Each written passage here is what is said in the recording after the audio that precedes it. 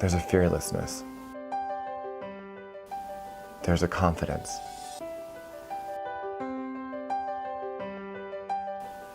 There's this anonymity.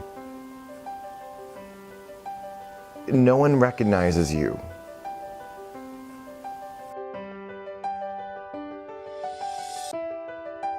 Even if they do want to fuck with you, as they do when you're gay, you get messed with quite a bit. Even if they do want to, at least in my experience, they don't question your authority, which is why it's called a drag queen. I can be selfish, yeah, so impatient. Sometimes I feel like Marilyn Monroe. I'm insecure. Anytime someone puts on a face, whether it's in their everyday life, or whether it's eyelashes, mascara, or even goth paint, it is a way to escape your everyday mundane and to express a side of you normally repress.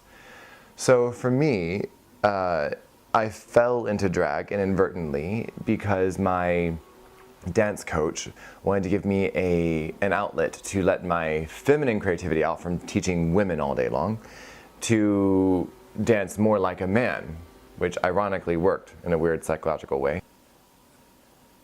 When Tara steps out on stage, I never know what to expect because she just takes over. So I'm kind of along for the ride. It's very like bipolar, schizophrenic, nut job thing. It sounds weird, but it's true. You really don't have any idea what's going to come out of my mouth. And often I'm surprised. My 15-year-old self was a fundamentalist Pentecostal Christian who was not allowed to dance, had long Jesus-like hair, whose family kept him in the church or at home doing homework. I would pray every day. I spoke in tongues. I touched people that were slain in the spirit, and I wanted to be a pastor at 15. I've changed.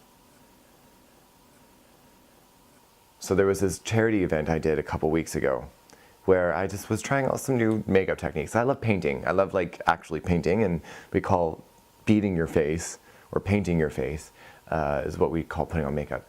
So I tried these new techniques, and I remember doing what I had to do, and I'm getting really close to the mirror, and I'm changing the shape of my eyes and my face, whatever, and I'm at work. And then I put my brush down, I stepped back, and I look in the mirror, and I went, whoa.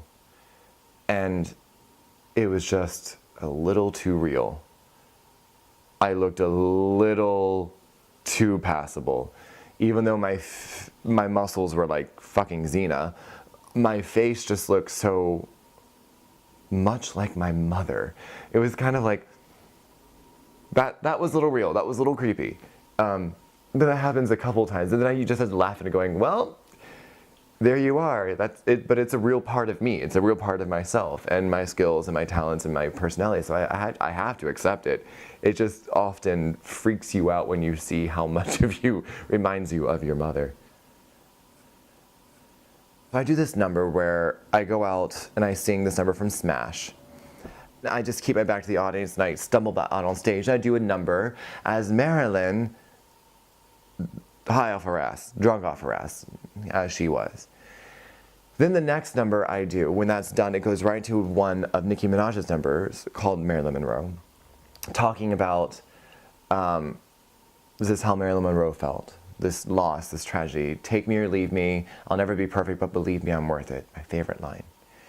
And I take off my drag on stage, and I deliver the piece into a mirror where I am reflecting on myself. When you see a drag queen so vulnerable and hair taped back and things pinned into your body, and you see the waist that's pulled in beyond anything healthy or natural, it is something that it makes you, it does something to the audience. And through that number, people start to actually see part of themselves. If you come to see one of my shows and you do not leave affected in some way, I have not done my job. Whether you like it or not, whether it upsets you or makes you happy, I want you to at least remember what it felt like when you first met Tara Hyman. I can be selfish, yeah, so impatient. Sometimes I feel like Marilyn Monroe. Okay, lighting. Hi, everybody. Say hi, Danny. And Andy, Jordan, and Brandon. Hold on, let's see them. There we go. It's like Bait Bus, just I win. I'm the only contestant. Where's Off? Yeah.